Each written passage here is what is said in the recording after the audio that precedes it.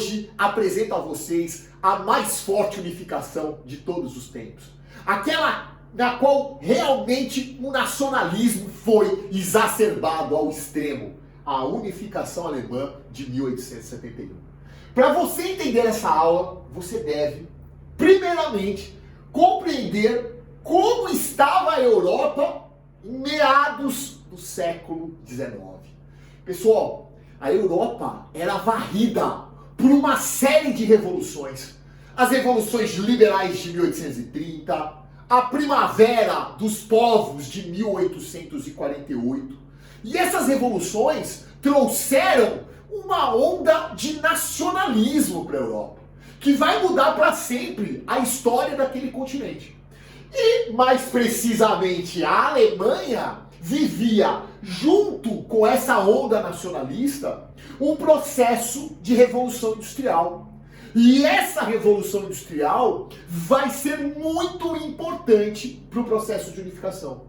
Porque ela trará uma burguesia industrial que gostaria, que queria demais esse processo de unificação. Queria um Estado forte, com um exército nacional, que realmente eliminasse as barreiras entre as províncias e fizesse uma Alemanha mais forte, mais pujante. E o mais interessante é que, assim como a Itália, a Alemanha também tinha as suas divisões econômicas, territoriais. Quando você pega a porção da Prússia, você vai entender o que eu estou dizendo.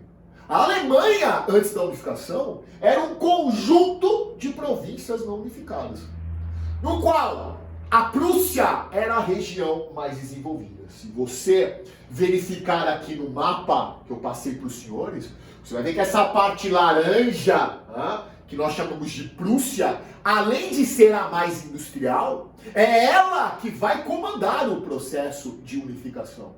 As demais regiões eram menos desenvolvidas. Então todo o processo de unificação que acarretará e se consolidará em 1871 foi comandado pelo norte industrial, foi comandado pela Prússia.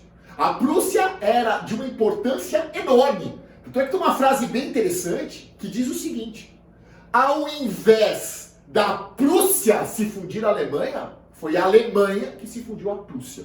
Tamanha a importância dessa província, dessa situação. Primeira coisa que eu quero que você entenda. O ponto-chave para você entender a unificação alemã está em dois detalhes. Quais, tio Raul? Primeiro, a criação do Zollverein, que eu vou falar daqui a pouquinho, e a questão da guerra franco-prussiana, na qual eu vou encerrar a aula. Primeiro eu quero que você pense no Zollverein. Preste atenção na pronúncia. Zollverein. Você é alemão. Vai falar Zollverein, que é um X-Men. Zollverein. Zollverein foi uma liga aduaneira. Representou uma união dos impostos, o fim das barreiras provinciais. Com o Zollverein, você poderia vender dentro da região da Alemanha sem pagar os impostos, as barreiras provinciais, os impostos provinciais que existiam antes dele. Então ele foi o primeiro passo, por isso que nós chamamos o Zollverein do início do processo de unificação alemã. E vamos verificar. Com o objetivo de eliminar as barreiras, a unificação começa com esse sistema. Justamente com a unificação da moeda. O marco alemão, que surgiu lá em 1848, ele é uma consequência direta do Zollverein. Ele é uma consequência direta desse processo que nós chamamos de processo de início da unificação. Agora preste atenção. Além disso, um outro fator que auxiliou muito a unificação alemã foi a situação econômica na qual ela estava passando. Você estava vivendo a Revolução Industrial, você tinha uma burguesia que queria maior integração, as ferrovias facilitaram muito essa integração, transportando pessoas, produtos. E além do mais, existia uma aristocracia rural, uma nobreza presente na Alemanha, que também era favorável ao processo de unificação, que eram os Junkers. Então repare, a Alemanha ela tinha todos os conjuntos para que a unificação fosse feita. E aí que um homem conhecido como Chanceler de Ferro entra na história. Foi ele que vai fazer todo o processo de unificação se consolidar, ou seja, torná-lo viável. Esse homem é o senhor Otto von Bismarck, o famoso Chanceler de Ferro. Tem uma frase dele, eu gosto muito de destacar, porque ela fala muito desse processo. Ele diz o seguinte: a diplomacia sem armas é como música sem instrumentos. Então isso já demonstra o seu lado que era propício à questão das guerras. E a Alemanha se envolveu nesse processo de unificação em várias guerras. Tá? As guerras contra a Áustria, conhecida como Guerra das 7 Semanas. A guerra contra a Dinamarca, conhecida como Guerra dos Dois Ducados. E uma em especial, que eu até destaquei aqui para os senhores. A famosa Guerra Franco-Prussiana. A França, na época, era um império, governado por Napoleão III, sobrinho de Napoleão. E ele via no crescimento da Prússia uma ameaça. E aí o conflito tornou-se inevitável. A Guerra Franco-Prussiana de 1871 completa a unificação alemã. E ela tem um interesse muito forte da Prússia. Tá? E eu vou te explicar por quê. Nessa guerra, de um lado a França, do outro lado a Prússia, disputavam de forma imperialista o seu poder bélico, a sua força política, e a França foi derrotada.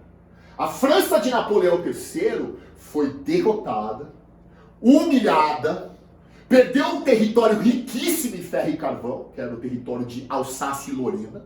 Aliás, essa derrota vai gerar até uma revanche, que culminará na Primeira Guerra Mundial. Foi uma das causas da Primeira Guerra, foi esse revanchismo francês.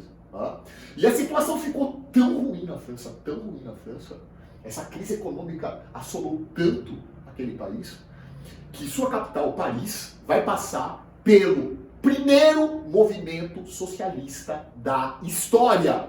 A famosa Comuna de Paris de 1871. Professor, mas foi o primeiro movimento socialista? Não teve aquela revolução em 1848, chamada Primavera dos Povos? Não tinha ideais socialistas? Sim. Mas esse foi o primeiro movimento socialista a tomar o poder. Eles tomaram o poder mesmo pouco tempo, 2 meses. Eles tomaram o poder em Paris e mostra o quanto a situação da França era gravíssima. Foi derrotada. Crise econômica total. Se de um lado é só tristeza, do outro lado é só alegria.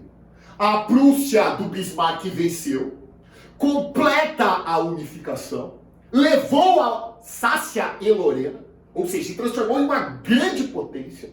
E essa grande potência vai formar o conhecido, o famigerado Segundo Reich alemão. Esse Segundo Reich é o Segundo Império. Todo mundo fala do terceiro, do Hitler, todo mundo conhece.